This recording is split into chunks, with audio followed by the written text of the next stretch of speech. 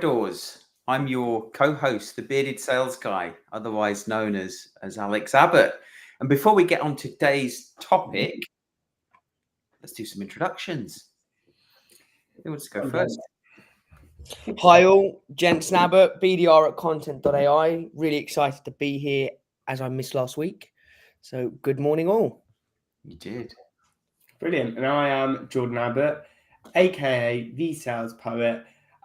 Just want to clarify, Jensen wasn't taking a shot of tequila. It is omega-3 oil. I know it's been a tough week. Those bank holidays, that missing day really does test you, but we're not quite at that point yet. And it's the gold omega-3. And it's made my teeth and tongue turn gold. You can see it in the camera.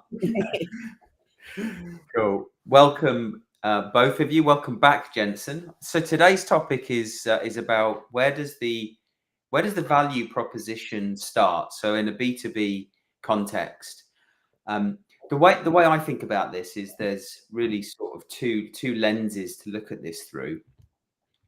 There's definitely more, but just to kind of simplify the way I think about it, the first is the kind of the marketing lens. So what is the value proposition that marketing has created, and what's the messaging that they're putting out there to try and capture buyer attention, with the hope that they'll start nurturing their ICP, their ideal customer profile, ready to hand over to the salesperson. And they might be spending money on ads and various paid media to grab attention. I think the problem with that today is that kind of activity is becoming less effective as we experience the traditional sales and marketing funnel failing us with declining conversion rates throughout the funnel. On the other side, you have salespeople taking that messaging from marketing, maybe product marketing, if they're lucky enough to have a product marketing team, and they're doing their best to take that messaging to their target audience, their focus account territory. And for the most part, they're taking that messaging, that insight, and sending emails, maybe doing some social in an effort to grab buyer attention. But again, everyone is doing that, and it's creating this noise of insight that is incredibly difficult to cut through because all of that noise is sounding the same. And so businesses have this dichotomy that, they've created this value proposition. They honestly believe that they have the unique solution. They may have managed to get funding as a result of creating a set of USPs that position them as this unique solution. But the problem is they don't have enough relationships in the market in order to cut through the noise, that zone of resistance that we know buyers have developed, and it's very thick and it's very high. So firstly, what are your thoughts on the way I think about the value proposition and kind of where it starts today traditionally? I think you're pretty much bang on. I think the situation that we find ourselves in as a profession, it sort of epitomizes the law of diminishing returns. As we do more and more, the reward gets less and less. And that, unfortunately, that's the sort of war cry at the minute, do more. But it's just not working, as you mentioned. I think in terms of the value proposition, I was having a really good conversation with a chap called Robin Hoyle yesterday, actually. And we were talking about the impact of tech on sales generally, tech sales on sales generally. And he came up with, he mentioned great insight, which was these tech companies, they're led by really intelligent people, like highly intelligent people, but typically they're from a software background, a product background. So they create this great thing and it's their baby and it can do this and it can help achieve that. And then that's what is fed down throughout the organization.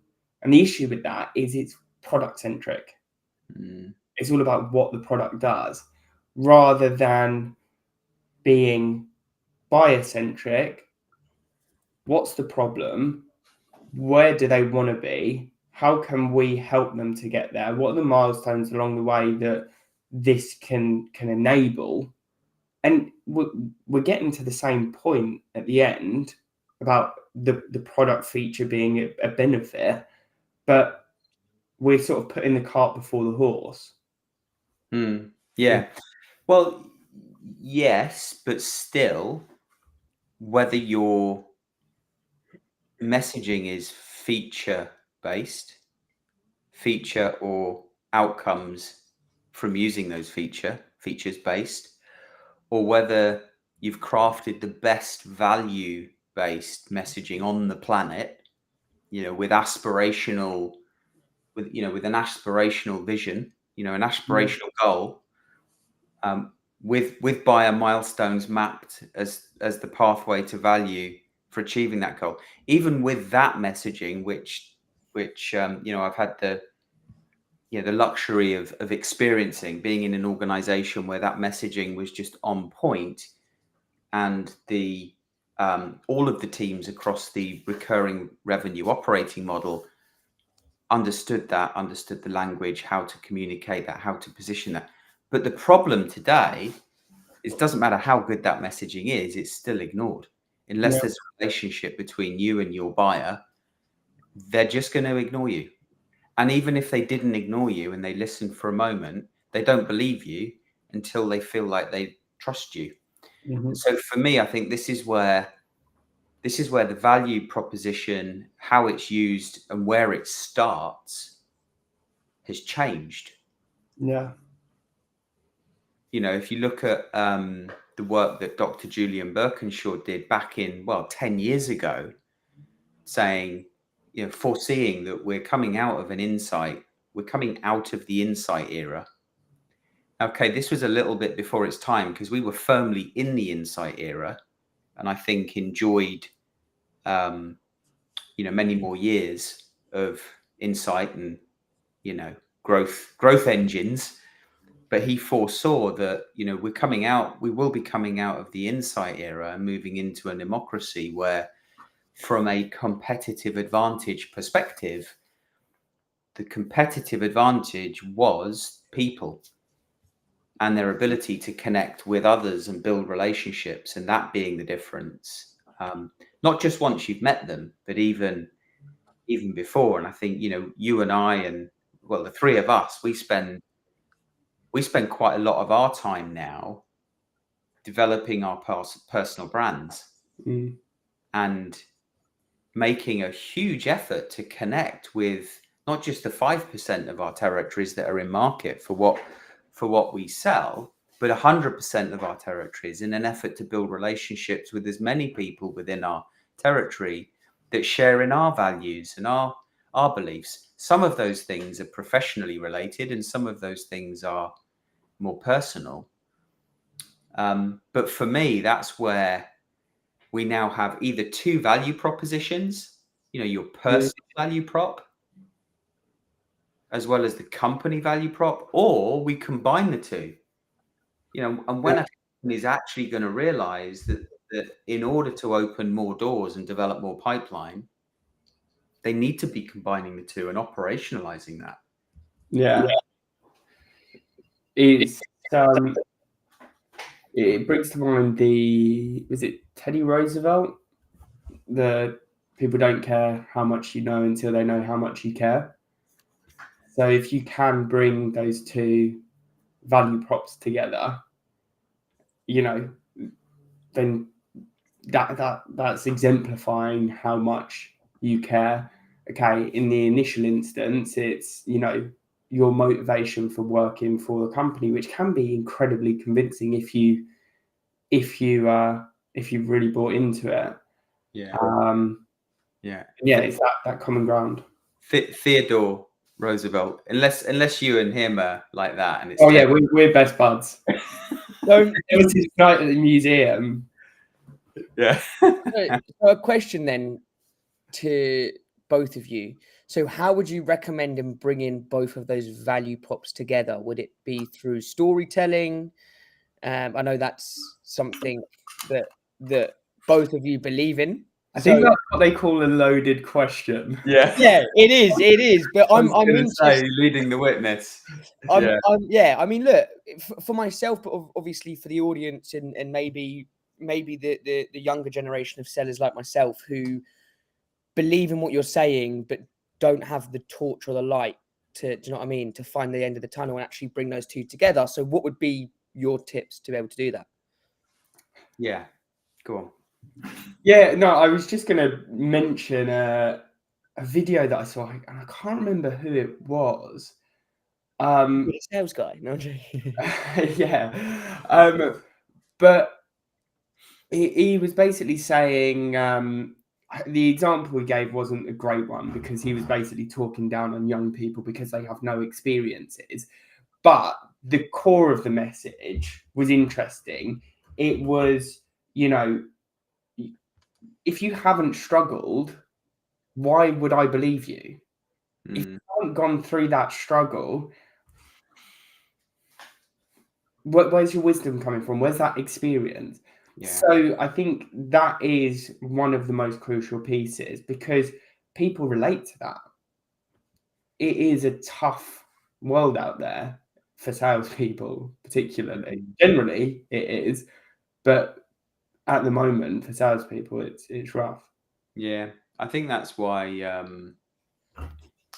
I think that's why. It's very difficult for obviously for the younger generation to be believed because they're looked at as, how do you know? Why would I? Why would I believe you?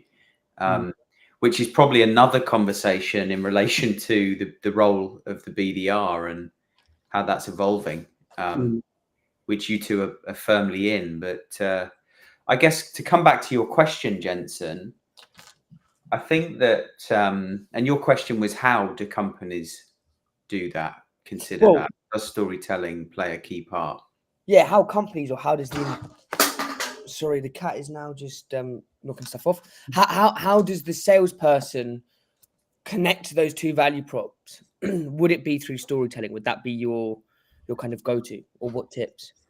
So for me, it's quite simple. So it can be quite simple, and the complexity or the level of sophistication you go to is up to you as an individual. But to put it simply, I think there are three pillars that every person, not just salespeople, but salespeople, customer success, every person within an organization, to be quite honest with you, we live in a world now where it's really hard to generate pipeline, create a predictable flow of pipeline. So why wouldn't you have teams of people embracing a prospecting culture? And when I say a prospecting culture, and I'll say prospecting in inverted commas, I don't mean send sales messaging. I mean develop relationships. So coming back to keeping it simple, I think it's really three pillars. It's about developing one's personal brand. It's about networking strategically with people that you want to do business with. And 90% of that can be done on social media before you've even met the person, if you know how.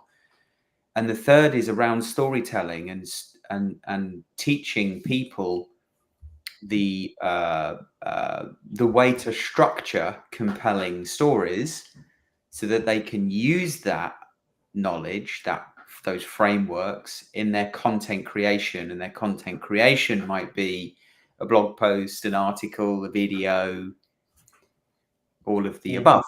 And that shouldn't just be the sales team, right?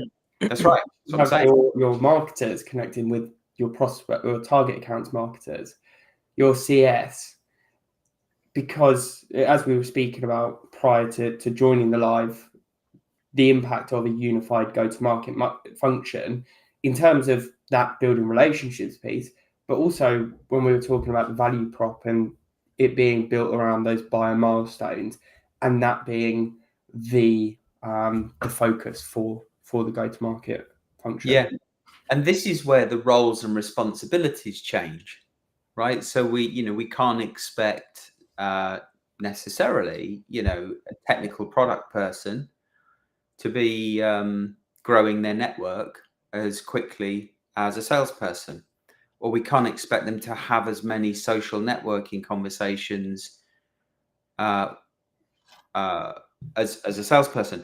We shouldn't expect them to be having the same social networking conversations, because the salesperson should be having business related social networking conversations, whilst the technical person should consider who are the stakeholders that they need to align with within those accounts, and how do they get themselves in front of other technical folk that are part of a decision making unit in the future, right? So we're talking about opening new doors as well as opening those existing doors wider, right? Strengthening pipeline by deepening relationships.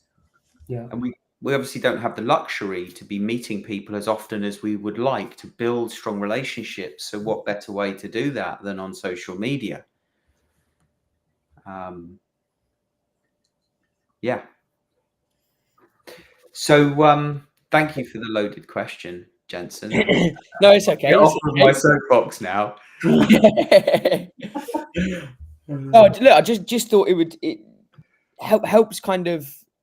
helps me and gets my brain thinking, and I'm sure it will help others and get others people's brains thinking, right? So Yeah, I think it was a great question, and I think there's a lot that businesses can do to empower their people. Right? We're not necessarily saying that. Well, actually, the person. What we are saying is that your people are the most important, and the single and the only true USP that you have, really. If it comes down to it. So how can we empower them to build their story, align that with the company story, make a really impactful message? Yeah, and I think that's the bit that I didn't really touch on there, Jordan, what you said about aligning with the company story, and where Jensen, I think, was going with it. It's across those three pillars: personal brand development, strategic networking, and storytelling. Yeah, it then becomes easier to blend the two things together. Blend your personal brand with things that you want to be known for, related to the things your company or the problems that your company solves. Storytelling, a company story is a great story to have in your kit bag, along with your personal story, that is considered a story that would help you connect better with an individual that you've perhaps met for the first time. But equally, you could tell on social media as part of your social strategy, as a way to connect with your audience at scale. And then, when we get onto stories that are, more aligned to different stages within the buying process, where you might be seeking to differentiate yourself or the solution that you offer. Again, you don't always have the luxury of being in the room with your decision-making unit to do that. So what better place to do it than with your buyer directly, so they can tell stories internally. Yeah. Then also on social media, so those hard to reach stakeholders can get to hear indirectly and subliminally. Yeah. That was easier for not so easy for me to say. And then when we get later on in the buying process, where where businesses are perhaps doing some needs analysis, they're perhaps doing some ROI to prioritize, which solution they might go for. Again, we don't have in sales the luxury of being in the room with the decision-making unit, challenging objections as they come up. So what better way than to capture those objections from your buyer or your champion, and then create stories that talk directly to overcoming those objections, that your buyer can then retell behind closed doors, but equally you can then publish on social media. Again, if you've done the work in the beginning and you're connected either directly with those stakeholders as part of the decision-making unit influencing the sale, or if you're well connected within the organization and perhaps not yet connected with the primary stakeholder, because you're well connected in the organization, you're more visible to those harder to reach stakeholders. So if you're then publishing your stories, your teaching stories, your value stories that are specifically aimed at overcoming the objections that they have about rubber stamping the decision to buy your solution, that's a great way for multi-threading, which is a term that I think we're hearing more and more of lately. And all of these stories, or identifying where those stories need to be, is all aligned to the buyer milestones, right? It's not, okay, well, my sales process follows this, so I need a story for each one of my sales stages. It's the story is built to help the buyer get to their next milestone. Yeah. And ideally, you've built a library of stories that are in your kit bag that you can pull out whenever you need it. And sometimes you might know specifically when you need it because you're being coached by your buyer, your champion. Sometimes you might not, so that's where I think, it's quite useful to do some analysis on your pipeline. How big is it? How strong is it? How much confidence do you have in your pipeline? Where do you feel the gaps are? Where do you feel your buyers might be stuck? So that you can then create content, aka stories, that talk specifically to the problem that you might have as a seller, which is 50% of my pipeline is stuck, or 50% of my stakeholders are ghosting me. So then you can design with a real sense of purpose the content that will help you unstick your pipeline and move the conversations forward, move the ball forward. Yeah.